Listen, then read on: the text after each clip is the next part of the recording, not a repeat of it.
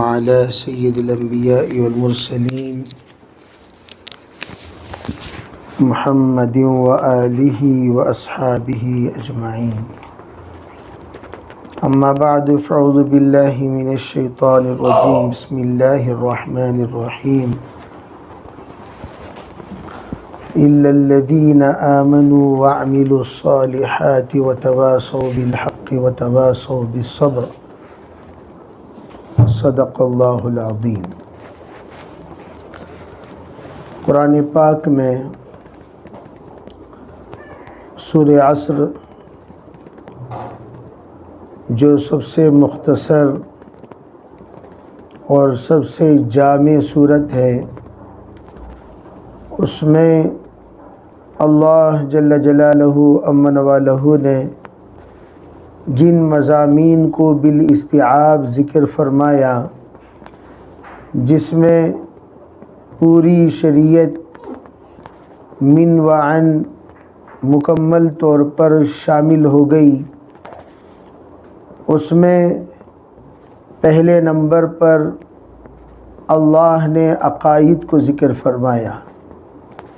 الا الذین آمنوا، پوری انسانیت میں خسارے سے بچنے والے لوگ صرف وہی لوگ ہیں جو ایمان لائے.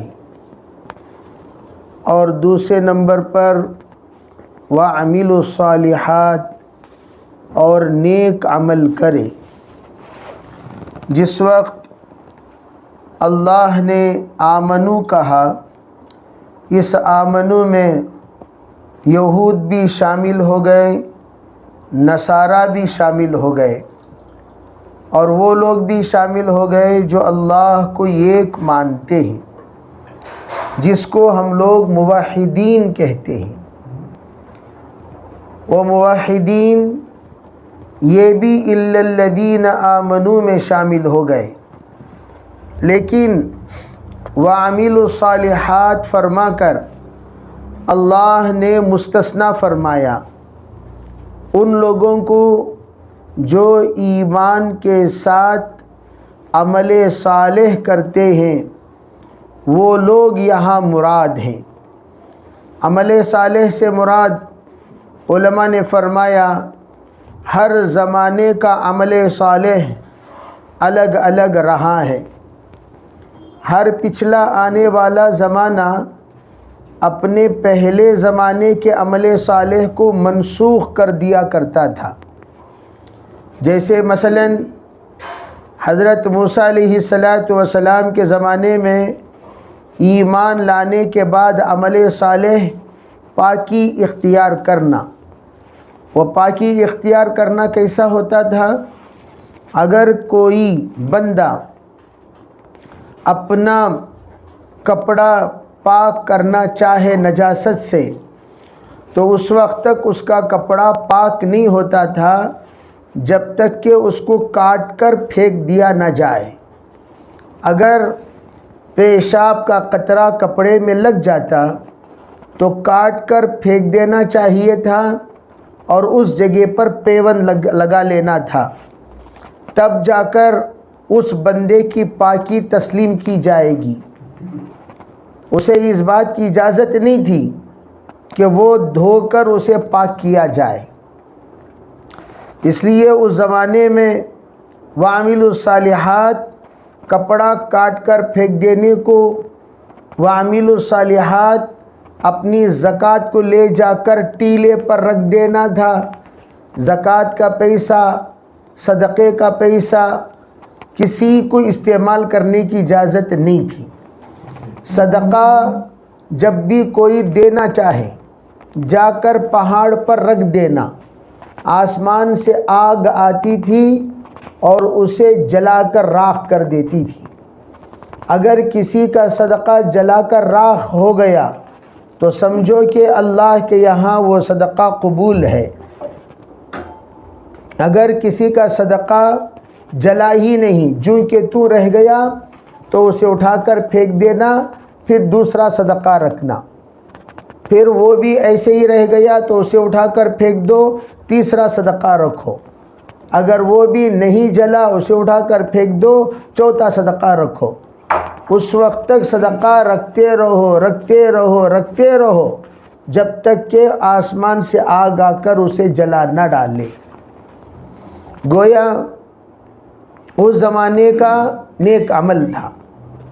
جیسے آدم علیہ السلام کے زمانے کا نیک عمل وہ یہ تھا کہ اللہ رب العزت نے بطن بنائے تھے، بطن۔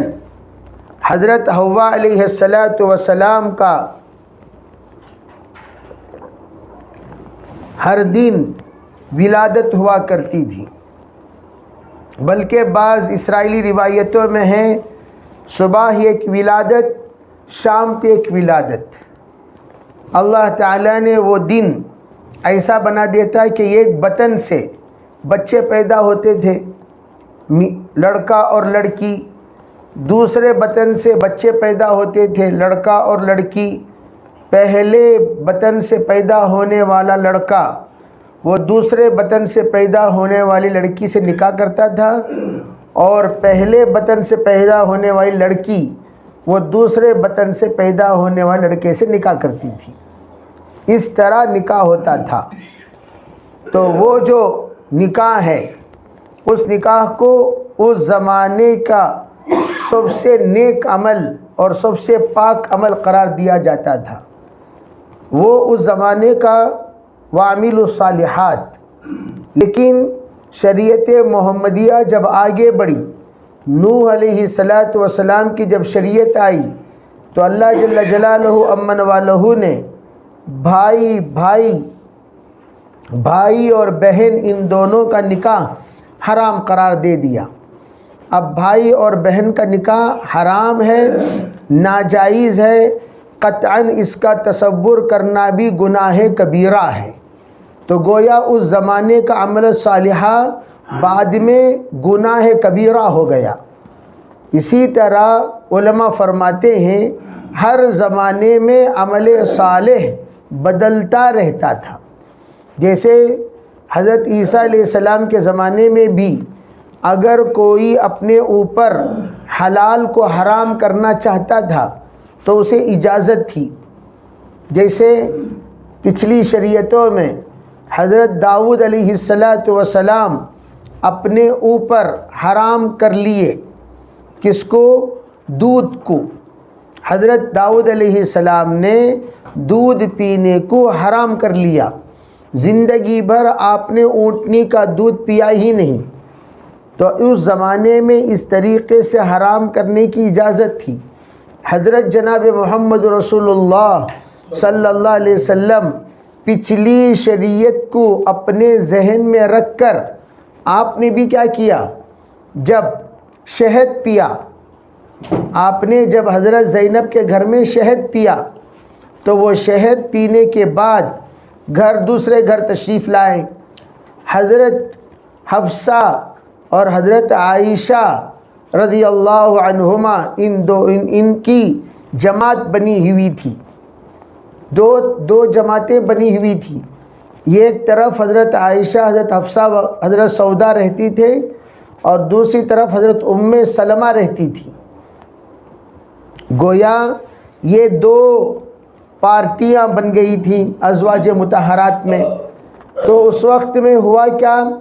کہا کہ حضرت زینب کے گھر میں جب شہد پی کر حضور تشریف لائے تو فرمایا کہ حضور علیہ السلام کے منہ سے بو آ رہی ہے، یہ کہو۔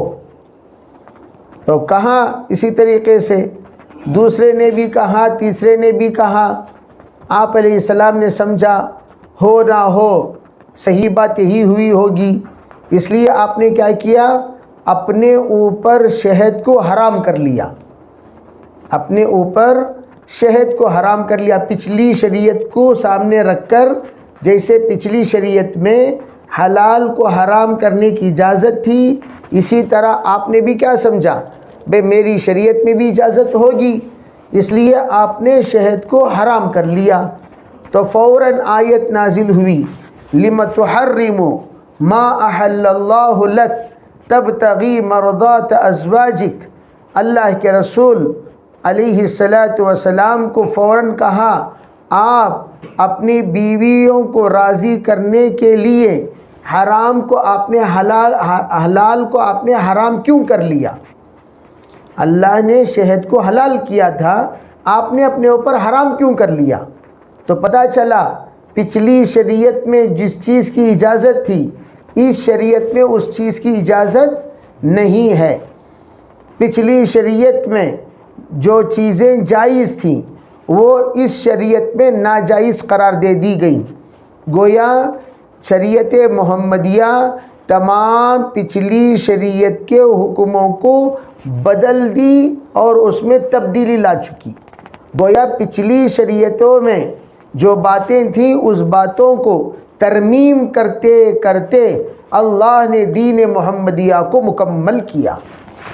تو میں یہ بتانا چاہتا ہوں کہ اِلَّا الَّذِينَ آمَنُوا، یہ سب کے سب آمنو ہیں، لیکن اللہ کے رسول علیہ السلام کے تشریف لانے کے بعد وَعَمِلُوا الصَّالِحَاتِ، حضور نے جو بتایا وہ عمل کرنے والے ہوں، یہ ہے مراد یہاں۔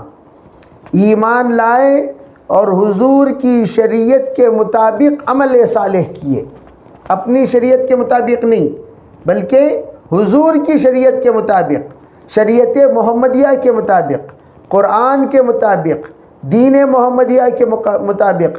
الیوم اکملت لکم دینکم اتممت علیکم نعمتی ورضیت لکم الاسلام دینا۔ اللہ نے اس آیت کے ذریعے سے یہ بتا دیا آج کا دن ہم نے دین کو مکمل کر دیا۔ تو پتہ چلا حلال کیا ہے وہ بھی مکمل ہو چکے، حرام کیا ہے وہ بھی مکمل ہو چکے۔ اب حلال میں کوئی ترمیم نہیں ہوگا، حرام میں کوئی تبدیل نہیں ہوگا۔ اسی لیے اور ایک آیت بھی اتار دی اللہ نے، لن تجد لسنت اللہ تبدیلا ولن تجد لسنت اللہ تحویلا۔ اللہ کی سنت اب بدلے گی نہیں، اللہ کی سنت میں کوئی تبدیلی نہیں آئے گی۔ اللہ نے جو کہہ دیا قیامت تک یہی شریعت رہے گی۔ پہلے زمانے میں جو احکام تھے ان تمام احکام میں جو کچھ تبدیلی لانا تھا، جیسے شراب، خود شریعت محمدیہ میں پہلے شراب حلال، صرف نماز کے اوقات میں پینے سے منع کیا گیا۔ صرف نماز کے اوقات میں شراب مت پیو، بقیہ اوقات میں پیو۔ وَلَا تَقْرَبُوا الصَّلَاةَ وَأَنْتُمْ سُكَارَىٰ، قرآن میں یہ آیت آج بھی موجود ہے، نماز میں نشے کے وقت میں قریب نہ ہونا۔ حضرت علی کرم اللہ وجہہ نماز پڑھا رہے ہیں، کب؟ شراب پینے کے بعد نشے کی حالت میں۔ اس وقت میں بعض روایتوں میں ہے قل یا ایھا الکافرون کی آپ نے تلاوت فرمائی۔ تلاوت فرماتے وقت لا جہاں ہے وہاں چھوڑ دیا لا کو۔ کیا پڑھا آپ نے؟ اعبد ما تعبدون، حالانکہ وہاں کیا ہے؟ لا اعبد ما تعبدون، لیکن حضرت علی نے کیا پڑھا؟ اعبد ما تعبدون، میں اس کی عبادت کرتا ہوں اے کافرو جس کی عبادت تم کرتے ہو۔ معنی بدل گیا کہ نہیں بدلا؟ تو آیت نازل ہوئی وَلَا تَقْرَبُوا الصَّلَاةَ وَأَنْتُمْ سُكَارَىٰ، جب تم نشے کی حالت میں رہو ہرگز نماز کے قریب نہ جانا، ہرگز نماز کے قریب نہ جانا۔ تو گویا پابندی لگاتے ہمیشہ کے لیے شراب کو حرام قرار دے دیا گیا۔ اب اس میں کسی بھی طرح کی ترمیم نہیں ہوگی۔ اسی طرح پہلے اجازت تھی عورتوں کو مسجد میں آنے کی، توجہ سے سننا۔ ارے بھئی پہلے اجازت تھی، حضور علیہ السلام نے فرمایا لا تمنعوا اماء اللہ عن مساجد اللہ۔ آپ نے فرمایا ارے بھئی اللہ کی بندیوں کو اللہ کے گھر سے مت روکا کرو، اللہ کی بندیوں کو اللہ کے گھر سے مت روکا کرو۔ پھر اس کے بعد آپ علیہ السلام نے ایک بریک مارنا شروع کیا، ایک پابندی لگائی۔ حضور علیہ الصلوۃ والسلام نے سب سے پہلے فضیلت بیان کی. علماء کہتے ہیں حضور نے پہلے اجازت کیوں دی؟ پہلے شریعت کے مزاج کو سمجھو. عام طور پر لوگ گڑبڑ کرتے ہیں. گڑبڑ کیا کرتے ہیں؟ شریعت کو سمجھتے ہی نہیں. مزاج شریعت، ایک ہے شریعت اور ایک ہے مزاج شریعت. ایک ہے شریعت اور ایک ہے مزاج شریعت. شریعت کو سمجھنے کے لیے مزاج شریعت کو سمجھنا ضروری ہے. اب دیکھیے مثال کے طور پر حضرت نبی علیہ الصلوۃ والسلام کا ارشاد ہے وَإِذَا قَالَ الْإِمَامُ غَيْرِ الْمَغْضُوبِ عَلَيْهِمْ وَلَا الضَّالِّينَ قُولُوا آمِينَ وَإِذَا يَقُولُ الْإِمَامُ سَمِعَ اللَّهُ لِمَنْ حَمِدَهُ قُولُوا رَبَّنَا لَكَ الْحَمْدُ. دونوں حدیثیں ہیں. حضور علیہ السلام نے فرمایا ارے بھئی جب امام صاحب وَلَا کہے تو آمین کہو. جب امام صاحب سمیع اللہ لمن حمیدہ کہیں ربنا لک الحمد کہو. ٹھیک ہے بھائی. اب تمام جتنے مسجد میں نماز پڑھنے والے لوگ ہیں سب جانتے ہیں سمیع اللہ لمن حمیدہ امام صاحب بولتے ہیں تو ہم ربنا لک الحمد زور سے بولتے ہیں آہستہ بولتے ہیں؟ تو پھر جب وللضالین کہتے ہیں تو آمین زور سے کیوں؟ دونوں جگہ پر قولو کا حکم ہے. یہاں بھی قولو ہے وہاں بھی قولو ہے اور ایک جگہ آہستہ ایک جگہ زور سے. کیا مطلب؟ علماء کیا فرماتے؟ دوسری حدیث دیکھو. آپ نے فرمایا جس وقت تمہاری آمین فرشتوں کے آمین کے موافق ہو جائے گناہ معاف کر دیے جائیں گے. سوچنے کی بات بھئی فرشتے آمین زور سے بولتے ہیں آہستہ بولتے ہیں؟ تو مطلب کیا؟ تم بھی آہستہ بولو. تیسری بات علماء نے عجیب بات فرمائی. کہا آمین دعا ہے. آمین کیا ہے؟ دعا ہے اور دعا آہستہ کرنے کا حکم ہے. ادعوا ربکم تضرعا وخفیہ. قرآن کہتا ہے دعا مانگو آہستہ سے. تو پتہ کیا چلا؟ جس وقت آمین کہیں تو کیسا کہنا چاہیے؟ آہستہ کہنا چاہیے. اب سوال پیدا ہوا ارے بھئی بخاری شریف کی ایک روایت ہے حضرت زبیر رضی اللہ تعالی عنہ نماز پڑھا رہے تھے مکۃ المکرمہ میں. زبیر ابن عبداللہ ابن زبیر نماز پڑھا رہے تھے. تو اس وقت میں صحابہ کہتے ہیں جب آپ نے کہا غیر المغضوب علیہم ولا الضالین تو زور سے صحابہ نے آمین کہا تھا، تابعین نے آمین کہا تھا.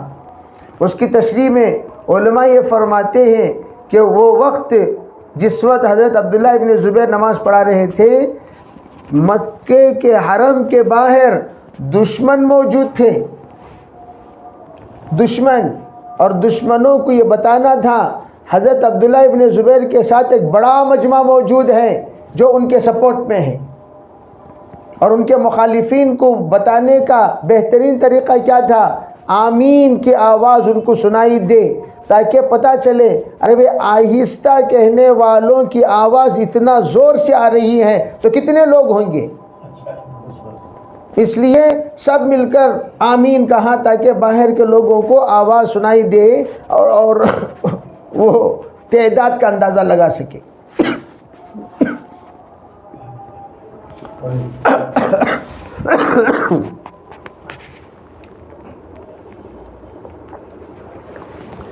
اب بھئی وہ حکمت کی وہاں ضرورت تھی تو وہ حکمت پر انہوں نے عمل کیا اور اس کے علاوہ کسی بھی محفل میں اتنا زور سے آمین نہیں کہا گیا.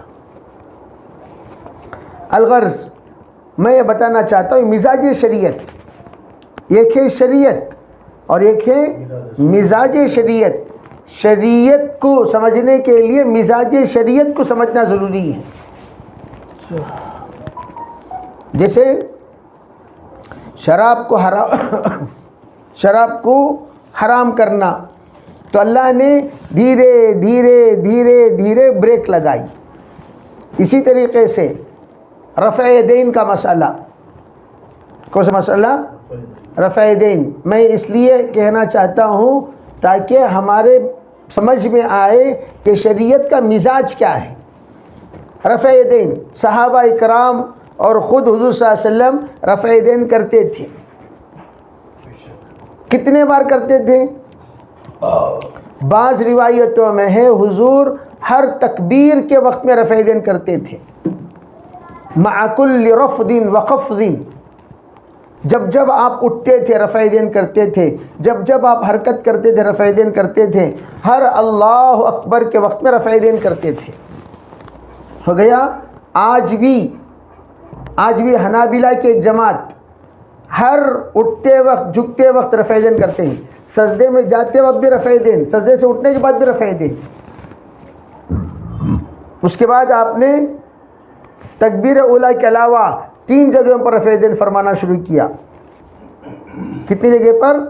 3. کب کب؟ رکوع کو جاتے وقت، رکوع سے اٹھتے وقت، سجدے کو جاتے وقت. کتنے بار؟ آج بھی مالکیہ 3 بار کرتے ہیں رفع دین، کچھ حنابلہ بھی.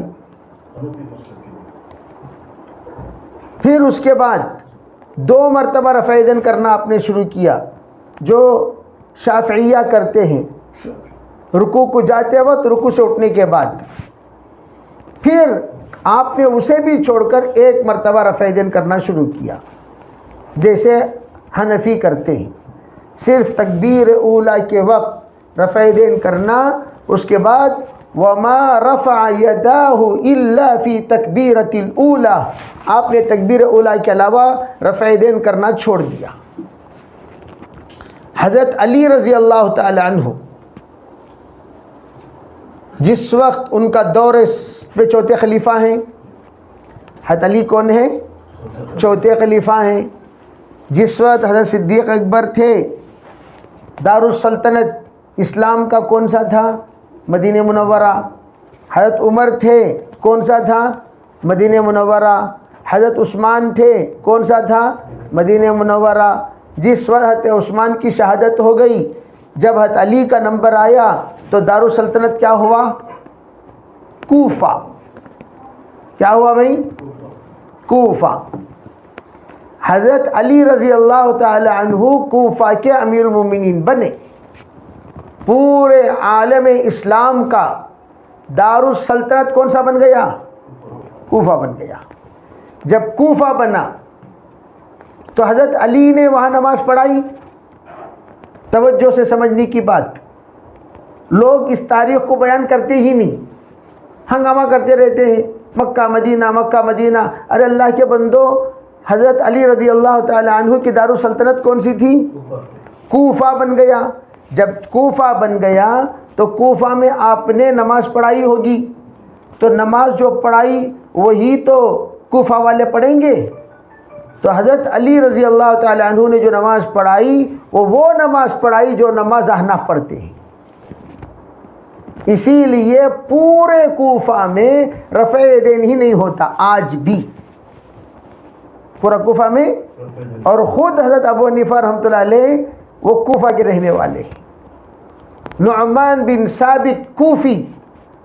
حضرت ابو حنیفہ رحمۃ اللہ کیا کہا جاتا ہے؟ نعمان بن ثابت کوفی. گویا کوفہ میں حضرت ابو حنیفہ رحمۃ اللہ علیہ نے نماز سیکھی کس سے؟ 23 صحابہ سے. پورے صحابہ منتقل ہو کر مکے والے مکے میں رہے، مدینے والے مدینے میں رہے، حضرت علی رضی اللہ تعالیٰ عنہ کے ساتھ رہنے والے پورے کام منتقل ہو گئے کوفہ میں. اور کوفہ میں نماز حضرت علی نے پڑھائی بغیر رفع یدین کے. تو آج بھی 100% احناف کوفہ میں رہتے ہیں. اسے کہتے ہیں تواتر عملی. تواتر. اب دیکھیے دھیرے دھیرے بریک لگتے لگتے لگتے، پہلے زیادہ تھا رفع دین کرنا، پھر 3 مرتبہ ہوا، پھر 2 مرتبہ ہوا، پھر 1 مرتبہ ہوا، پھر پورے رفع دین ختم ہو کر صرف تکبیر اولا میں رہ گیا. ڈکریز ہوا کہ نہیں ہوا؟ انکریز ہوا ڈکریز ہوا؟ ڈکریز ہوا. تو پتہ چلا ڈکریز اصل ہے. جیسے شراب میں حرام اصل ہے، بریک لگاتے لگاتے لگاتے حرام کر دیا آپ نے. یہ ہے مزاج شریعت. یہ کیا ہے؟ مزاج شریعت. تو جو مزاج شریعت کو جان لیتا ہے وہ اعتراض نہیں. جیسے مثال کے طور پر بعض لوگ ایک رکعت کے بعد بیٹھ کر پھر کھڑتے ہیں، ایک رکعت کے بعد. اسی طریقے سے نوجوان بچے بیٹھ کر کھڑتے تھے. بخاری میں روایت ہے، ایک صحابی نے دیکھ کر ڈانٹ دیا، ارے کیا بات ہے بھائی، تم لوگ بوڑھوں کی طرح بیٹھ کر اٹھتے ہو، بوڑھوں کی طرح. اب جیسے حضرت ہیں، مثلا حضرت کو اگر نماز پڑھنے کو کہیں، سجدے سے اٹھنے کے بعد جب کھڑے ہوں گے، ان کو بولو مت سنت کیا ہے، آٹومیٹک یہ بیٹھ کر اٹھیں گے. کیا بھائی سمجھنے کی بات؟ آٹومیٹک کیا کریں گے؟ ایک رکعت کے بعد دے، جب کہیں گے بھائی ایک رکعت کے بعد کھڑو، تو بیٹھ کر پھر اس کے بعد ذرا سنبھل کر بعد میں کھڑیں گے. تو یہی حضور نے بھی کیا. حضور کی نماز بیٹھ کر اٹھنے کی نہیں تھی، عمر کا تقاضا تھا بیٹھ کر اٹھنا، تو لوگوں نے اسے سنت بنا لیا. سنت نہیں، یہ عمر کی سنت ہے. یعنی جیسے جیسے ایج بڑھے گا، وہ ایج بڑھتے وقت آٹومیٹک وہ سنت آ جائے گی، اسے کرنے کی ضرورت نہیں، وہ طبیعت خود کر لے گی. تو وہ سنت اصل میں اختیار کرنے کی سنت نہیں ہے، وہ اضطراری سنت ہے. یعنی عمر کا تقاضے پر آٹومیٹک بندہ بیٹھے گا پھر کھڑے گا، وہ ویسی سنت ہے. لیکن لوگوں نے کیا سمجھ گئے، ایک رکعت کے بعد بیٹھ کو ڈس دے گے. پورے نوجوان کے بعض لوگ رہتے ہیں جو بیٹھ کر کھڑتے ہیں اور کہتے ہیں یہ سنت ہے. سنت نہیں. بخاری میں صحابی نے ڈانٹ دیا کہ کیا یہ بزرگوں کی طرح، شیخ کی طرح، عمر رسیدہ لوگوں کی طرح نماز پڑھتے ہو. تو میں یہ بتانا چاہتا ہوں، الا الذین آمنوا وعملوا الصالحات. تو علماء نے وعملوا الصالحات میں کیا کہا؟ وعملوا الصالحات یعنی سنت کے مطابق عمل کیا، سنت کے مطابق عمل کیا. اسی لیے کیا کہا؟ من عمل علی سنت. تین چیزیں نجات کے لیے ضروری ہیں. من اکل طیبا وعمل علی سنت وامن الناس بوائقہ دخل الجنہ. جو پاک کھائے، شریعت کے مطابق سنت کے مطابق عمل کرے اور لوگوں کو تکلیف نہ دے، جنتی ہے. ایمان لانے کے بعد تین کام کرنا وعملوا الصالحات میں. پہلا کام کیا؟ پاک کھانا. پاک کھانا سب سے پہلا عمل ہے. جزاک اللہ بول کر ہر آیت در گھسیٹ، عام باشد یا کبیٹ بول کو گھسیٹ لینا نہیں. یہاں تک کہ مستورات بھی ہیں، اس بات کو سمجھے. گھر میں ہم نے گوشت بنایا، گوشت بنانے کے بعد لاڈلا بیٹا ہے آپ کا، ماں باپ دونوں کے ایک، 5 بچے ہیں، 5 بچوں کے 2 ماں باپ. بھائی ماں باپ ہیں، ماں نے کیا کیا؟ میرا بچہ نے لاڈلا. ہاں یہ الگ چیز ہے. ارے بھائی بچے نے بچے کو دیا وہ الگ چیز. میرا بچہ لاڈلا بول کر اسے کر دیے 5 ٹکڑے. ہاں ایک بچہ لاڈلا نہیں، اسے 2 رکھ دیے. درمیان میں لاڈلا اسے 3، اس سے ذرہ لاڈلا 4، بہت بڑا لاڈلا 5. یہ بھی ناانصافی ہے. یہ الگ چیز ہے. عمر کے اعتبار سے بچوں میں فرق ہے. ایک بڑا بچہ ہے، ایک چھوٹا، اسے آپ اس کی عمر کے اعتبار تقسیم کر رہے ہیں، وہ الگ چیز. جب سب بالغ ہو جائیں تو سب میں برابر تقسیم ہونی چاہیے، سب میں برابر تقسیم ہونی چاہیے. اگر ہم نے یہ کو زیادہ، اسی لیے کسی نے پوچھا کہ مدارس میں انڈے کیوں پکتے ہیں؟ انڈے MGR سے بھی کسی نے کہا گوشت بنائیں گے گوشت بنا کر تقسیم کریں گے تو MGR نے یہ کہا گوشت بناؤ گے کسی کو چھوٹا ٹکڑا پڑے گا کسی کو بڑا ٹکڑا پڑے گا، کوئی ناراض ہوگا کوئی راضی ہوگا، تقسیم کرنے والا ہلو دیکھے گا، انہیں ہمارا دوست کا بچہ 2 ٹکڑے ڈال لو، انہیں میرا دشمن کا بچہ ٹکڑا چھوٹا ڈال لو۔ تقسیم کرنے والا نا انصافی کرے گا کہ نہیں کرے گا؟ اب انڈا دے دیے تو انڈے میں چھوٹا بڑا ہے کیا؟ سب برابر۔ تو کہاں اس لیے سب کو ایک ایک انڈا، انہیں دوست کا بچہ رہا تو بھی ایک انڈا، انہیں دشمن کا بچہ رہا تو بھی ایک انڈا۔ تو انڈے میں انصاف ہے، گوشت میں اختلاف ہے، انڈے میں انصاف۔ تو جب برابری تقسیم کرنے کا نمبر آئے گا تو بہتر کیا ہے؟ انڈا دے دو۔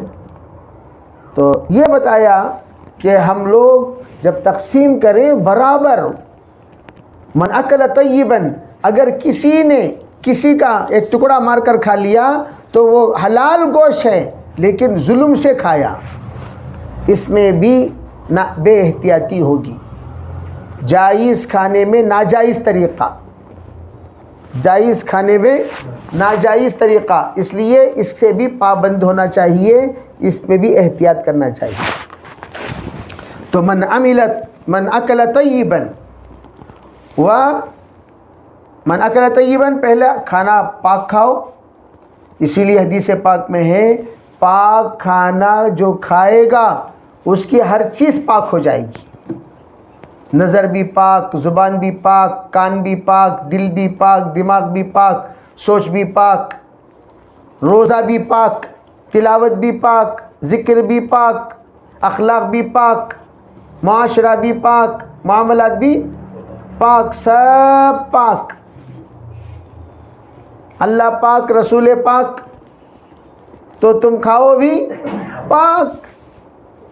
ایک ہے صاف کھانا، ایک ہے پاک کھانا۔ صاف پاک دونوں میں فرق ہے۔ صاف ڈسپلن کو کہتے ہیں، پاک طہارت کو کہتے ہیں۔